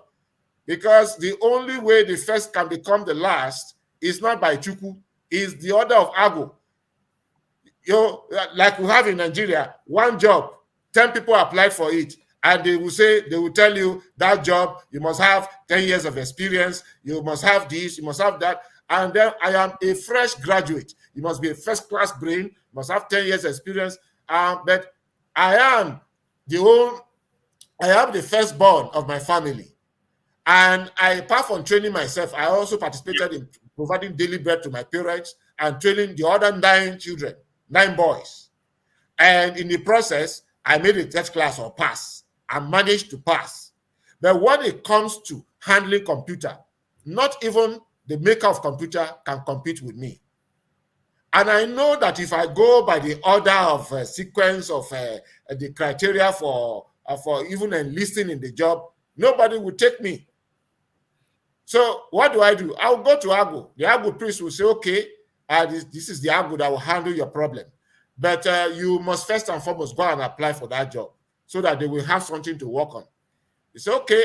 After you have done that, you invoke Agu. So okay, go and get your this, and as we finish this, you go and meet the Megad in that. Tell them that you are not fine. You don't have a place to sleep. They accommodate you. So the shirt you will wear, you put it inside. In the morning, you brush your teeth. When they finish, say, Agu, we are not telling you to kill human beings. No. Don't kill. We are not saying, don't just cause delay for them. The one that is close by, that is just his house, is overlooking the place of work where they are to go for interview. Make him to oversleep, to overindulge. That one is the one that has all the careers. The job is mine. And then he drinks, he overindulges. And then in the process, he wakes up at 6 a.m. So the interview is at 8 a.m. I can still sleep for 1 hour. Then he sleeps and forgets himself and wakes at 12. The other one that has a BMW coming from maybe the job interview is at Victoria Island and is coming from Ikeja. He will have a problem. Before he will realize 8 o'clock, he will hop Okada will have problem. Anyone he helps will have problem. Anyone he helps will have problem. Then the other boy is waiting since 7 a.m. He's ready waiting. Then something happened the previous day. The owner of the company forgot a very vital thing that he needs. And this other one, the boy, he slept overnight. By 5 a.m. he had awoken and then took his bath, was ready. 5 a.m. he was waiting. The owner of the company just zoomed in at 5 a.m. to collect his laptop. And then he got there, the laptop virus has hit it. He has lost all the documents. And there are documents that are very, very germane. And then the man said, what do I do? What do I do? And then said, sir, if you don't mind, I can handle it. He said, can you handle it? You small boy. Rikachi looking. Sir, okay, just let me try. And then he gives him the opportunity. Papa, 5 minutes. The whole thing is recovered. He gives you he solved the problem of the company in just 30 minutes. The man says, please, interview is cancelled, give him the job. He said, what did you, I made that? He said, no, he knows the job. Okay, you met why? He not tell his story. Okay, now you will go back to school. We will register you. You make a first class. That's the job of Agu. If Chuku participates in doing all of this, he has meddled in human affairs. The African God does not meddle. That is why we have hierarchies of spirit to do those things. And that is why our Chuku delegated duties ab initio. This minister handle this. This minister handle. So when you need to approach God on the matters of agriculture, you go to Ajoku. On Joku, you don't go to God straight. If you want to understand our worldview, go and read Things Fall Apart, chapter 23, the conversation between Mr. Brown, the missionary, and Ogbefe Nako. At the end of the day, Mr. Brown saw that these people have a deep-seated spirituality that is profound, and the philosophy is incontrovertible. So what did he do? He They say, okay, catch them young. That's how they started building the hospitals and facilities to capture our women, and then build schools to capture the children. And what was it that they captured? The minds of our women and the minds of our children. And then wherever the women and the children are, the men must go. So the next thing was there was an agenda to preach against our spirituality. Is he back? Agenda was to preach our it's a deliberate agenda. Okay. And this agenda is there. The agenda is handed over to teachers in school, I-inclusive teaching. That is why I'm employed. I am not employed to teach African spirituality. I'm the one that told myself I have to do it. What I have been taught from kindergarten to university is how that African culture is bad. Everything about African is bad. And I got my PhD to say that anything African is bad. So I was handed over the mentorship to continue in that trajectory. But I was wise enough to say, no, I won't continue. I have read through philosophy. Every philosopher is promoting the spirituality of his people by intellectualizing principles of his people's spirituality. That is what I must do. So, not to talk for too long. Right. The Akachi, we were just in a wrong place. And one thing I will tell you directly now is that the teacher chooses his audience. The teacher chooses her audience. You have the right, when you are invited, if you watch the audience, you have the right to walk away. Just a minute, also, no, do your prayer the normal way. You take excuse and leave. Mm-hmm. You do not need to begin to pray in a place of people who don't understand you. In fact, your arrogance may make some of them to come to you. Instead of staying there arguing for nothing and they're trying to educate you, you are trying to educate them. That is not argument. Argument is conversation. But you see, those kind of people are already zero-minded on their own way of life, their belief, their ignorance. What they have is ignorance. And the people with ignorance want to educate you who has seen the light. So you have the right as a dibia to choose your audience. Your audience don't choose. You choose your audience. So next time you go for a function, observe the mentality of that gathering. When you observe their mentality, you weigh it whether it is a place you should exhibit your dibia skills or not. If it's a place you discover your dibia skills cannot be exhibited, take an excuse and leave. You have the right to do so. Thank you. Absolutely. Thank you. Absolutely. Well said. I want to thank both of you for answering her question. The one thing I do want to add is if you have the responsibility to pour libations anywhere, the first thing you must do is to remind them that Chineke, God is great. God made everything, right? Mm-hmm. And God made diversity of thought. So the way that you pray may be different from the way that I pray. But I'm going to offer you this opportunity to learn something different today. And you pour your libations, whether they accept it or don't accept it, it's their problem, not yours. I am involved in a lot of these, programs, interfaith, international faith organizations. And when I step in there, I don't apologize. I've heard your part. Now you hear mine. And I start always to say, this is who I am. These are what my people did. These are what my people did. And I'm sharing that with you. What you embrace is up to you. It's now, I'm not apologizing for Chineke, my understanding of Chineke. So when you go to those things, like Dibia Jose says, you can either leave or you stay. But if you do stay, you let them know that's what makes God almighty, the diversity. It's little minds that narrow God to what they understand. But those big minds open it up, understand the world is big. Now I'm exposing you to the bigness of Chineke. So listen and learn. If they don't learn, it's okay. It's not your problem. You've done what you're there to do.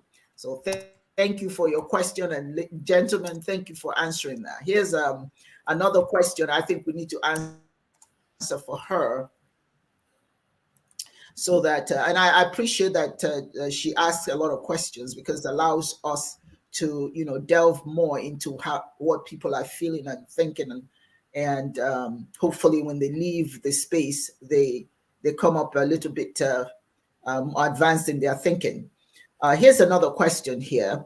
And you can take this. I'll give you about. We have about. I'll give you about no more than 4 minutes to answer this, and then Dibla Chedozie 4 minutes for you to answer this, because we're getting closer to the end of our program.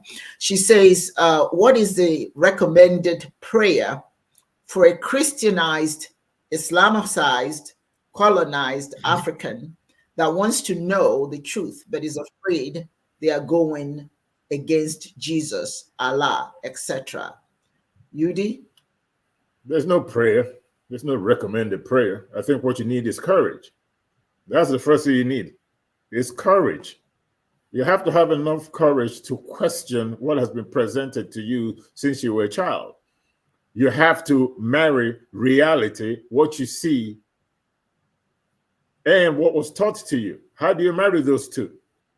You have to have a clear understanding of the commonality in religion. You just can't get up and start praying when you don't understand what's going on. What you need is courage, the courage to change, the courage to understand, the courage to challenge what you have been taught all your life, the courage to investigate, the courage to be African and not apologize for it. The courage to understand that you are what you are by the grace of the Almighty Chineke, and if anybody doesn't like it, too bad. As Libations mentioned earlier, as we always say, Chineke does not make mistakes. Diversity is divine. There are all kinds of cats, lions, tigers, house cats, ocelot, leopard, snow tigers, panthers, jaguars, but they're all cats. There are different kinds of trees, but they're all trees. Different kinds of snakes, but they're all snakes. Different kinds of human beings, but we're all human. The ocean, the river, the lake, the spring, the pond, they're all bodies of water. None of them is a mistake. Nothing that exists in nature that was created by Chineke is a mistake. Your point of view is not a mistake. Diversity of mind, body, and soul is divine. We all drive cars, but not all of us don't drive Toyota. Some people like Mazda. Some people like Mercedes. Some people like BMW, but they're all cars. Take you from point A to point B, depending on the level of luxury that you want, but it will transport you from point A to point B. They're all cars, but we all don't like the same kind of cars, but we know we like cars and we need cars, so we got to get cars. So you get what kind of car you like. That's diversity of thinking. Some people want to have a relationship, but they want to have it with a tall man. Some people want to have it with a short man, but they're going to have it with a man. But then their way of thinking is, this is what floats my boat. I like the tall people. Same thing with a tall woman or a short woman, fat or skinny.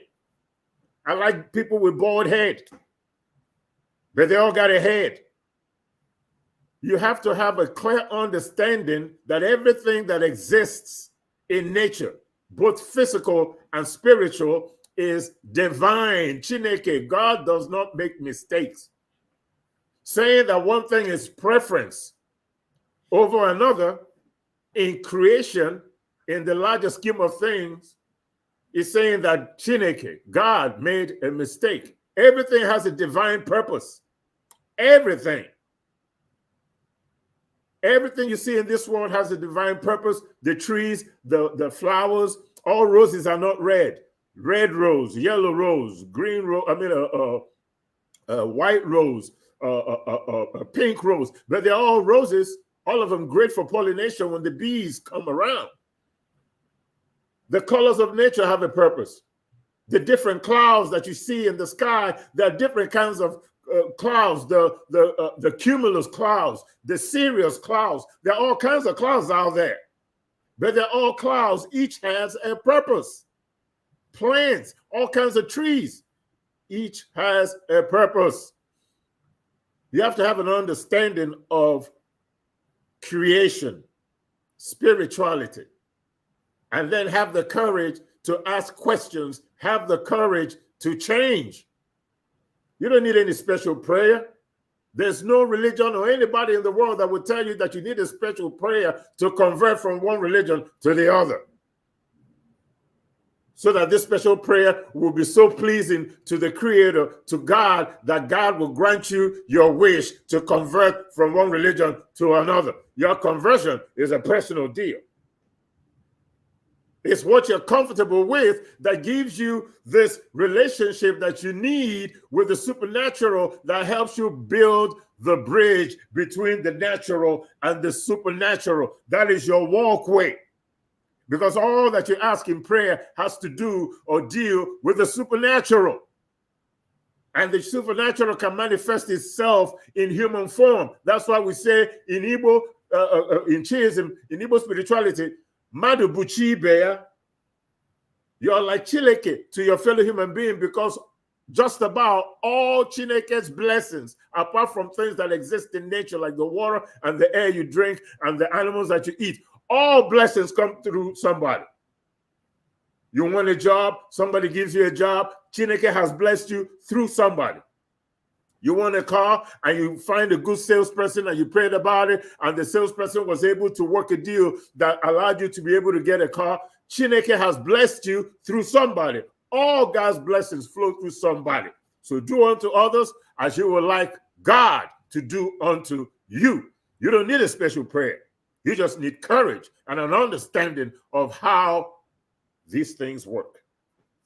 That's how I feel about it. Have the courage to be African. That's all you need. You don't need nothing else. That's it. Dibia, do you want to contribute to that? Yeah, in addition to courage, you need enlightenment. Yeah. So, in addition to courage, those who are at the crossroads in times of going back and patronizing their spirituality need enlightenment. They must know, like Diva Charge had just narrated to us, that Chukwu Kikabiama is universal. But the way us human beings approach Chukwu Kikabiama is by our own skin and environment. That those ones influence our thinking. And so let us look at the Abrahamic religion. Why is it that even though Judaism, Christianity, and Islam, the three are Abrahamic religion, why is it that the Jew has refused Christianity and Islam, and the Christian has refused Judaism and Islam? The Muslim has rejected Judaism and Christianity. Why? So you see the three religions that sprung up from one lines of Abraham. Each one has maintained its trajectory and refused to copy the other. And if you look at it, it's historical. The Jews and the Arabs have the same ancestry. Both of them Abrahamic, and then one from Isaac, the other from Ishmael. The same story of Adam is not told the same way. The same story of Haggai is not told the same way. The story of Abraham, the story of Adam, the story of Haggai in the Quran and the Bible are not the same. Like the story of Haggai in the Bible is a slave girl. The story of Haggai in the Quran is a princess. So you see the same God, but cultural differences. God is like the ocean. is like the air we breathe. You have to domesticate the water and brand it. Beer, just like D.B. Ochaja has said, car is car. Birth, you have to brand your own. Man is man, woman is woman, but you have to make your choice. He said, our ancestors not only branded their own way of seeing God, they made a covenant on it. They made a covenant on it. Just like the Christians say, a covenant was made between God and they with the blood of Jesus. Our own ancestors covenanted their own way. We taught the world the act of covenant. yeah, true. The world did not teach us that. Like Cheikh Anta Diop wrote, every principle, theory, idea, concept with which the black man's mind is colonized today was established by his or her ancestors. Any religion you see, even the Indian religion you talk about, go and read about it. It has Egyptian influence. Up to Tibet, up to China, up to Japan. Do you now say the Arabian world? Do you now say about the Europeans who went to Egypt and just stole everything about the Egyptian idea high and dry? So what, in addition to courage, what they need is enlightenment. And do not feel inferior. Thank you. Because one thing we must copy Right. from the Christians and the Muslims. They are the ignorant people, but they want to keep talking and hankering that ignorance like hyenas. You know, when hyenas gather on a lion, 10 lions cannot handle 100 hyenas. They cannot. And so what the hyenas do is to make sure they outnumber the lions. Yeah. That is what these other religions do to us. They harangue on our ears like hyenas do to lions. We are the lions, but we are outnumbered. Okay. So what we have to Yes. do Yes. is to learn the resilience of the eagle. We must understand our own trajectory, enlightenment. Yes. Then we must remain steadfast with that trajectory, courage. And once Yes. we do these two, and we keep in that trajectory, Okay. the other people will begin to look at it and say, look, we must follow that person. That's the authentic individual. It has happened in my life and some of the life of some Yes. of the DBS here at University of Lagos. Some people looked at us and said, come, you are too clean. You set of human beings, you are too clean. Just looking at you, your spirits are clean. DB, 4 minutes. So let me submit it there. Thank you. Okay, madam. Thank you. Thank you. I'll go through them there. Both of you, you're remarkable. That was beautiful. Remarkable. Yeah. I just want, this is my message to actually, Yeah. this is my message to anybody. This is my message to anybody who feels that they insulting, or what was that? They are going against Jesus and perhaps get punished for their behavior. You guys have talked about courage, and there is something called defining yourself. When you want to come out of something like this, you're defining yourself, because you cannot continue to allow others to define you. Life is too short. It says that somebody who asks questions don't get lost. You didn't get lost. If you are afraid that you may be working, that Jesus may be angry and all of that, you have to ask all the billions who are Muslims and Jewish and Taoists, and etc., etc. Is Jesus mad at them? Are they still walking around above ground? Are they still eating? Are they still owning homes? Are they still having families? If Jesus was against people not believing in him, and Jesus, for that matter, was not a Christian, Christianity was forced upon him. So it's important for the person that is feeling that is afraid to come out of that indoctrinated state of being. The person just has to understand that if Jesus is not mad at all these other people, Jesus will not be mad at him or her, because you have to ask questions to keep yourself out of trouble. You cannot, not everybody should remain in group think. When you don't ask questions, you're immersed in group think.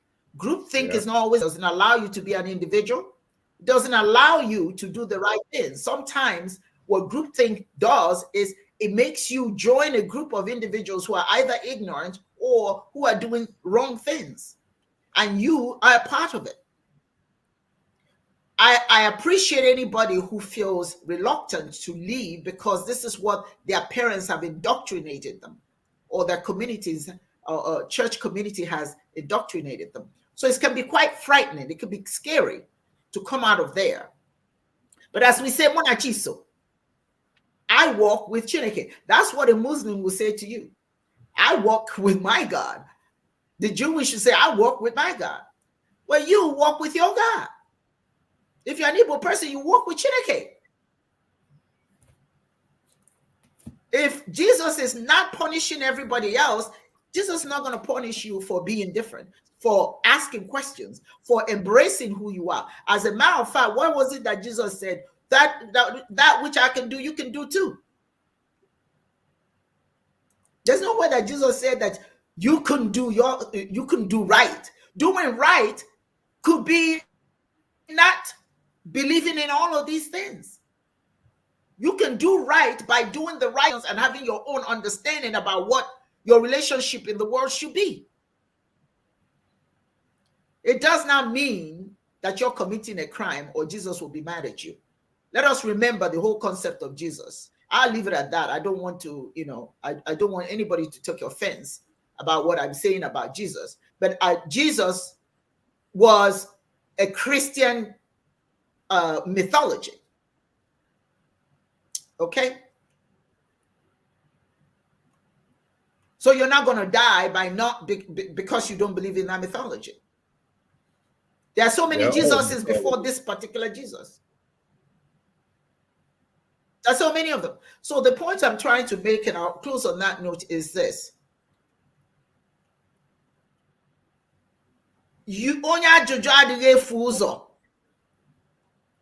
Anyone who asks questions does not get lost. So whoever these people are, you asking questions is that you are trying to find the truth. And the truth, as they say, shall set you the way to be. And on that note, I would like to thank all of you for your contributions and all the questions that you have asked. And Dibia Yudi, thank you so much for your contribution. You have really helped tremendously. And I think that our audience is pleased because we're getting all this fire. Let's see. We've got, okay, you see that? And then Lions, there is another one here. Okay, so I want to thank you all for your contribution and adding to the understanding, particularly some of the questions that Akachi has asked. Okay, thank you everyone. Thank you Akachi Azubike. Thank you so much, Akimi bro. Thank you, Ugochukwu. Okay, Charles, thank you for whoever is here that I don't have all your names because time is against us. Thank you so much for being here. You guys have been a wonderful audience, and Dibia Chedozie, Dibia Yudi, you guys, of course, what can I say? I look forward to another discussion next week, so please be sure that you join us. And remember, the university is open again for July. That's for the second semester. So check us out, register, and let's make this happen. Dibia, my Dibias, une melao ya gazeno. Till next Sunday. Okay. Okay.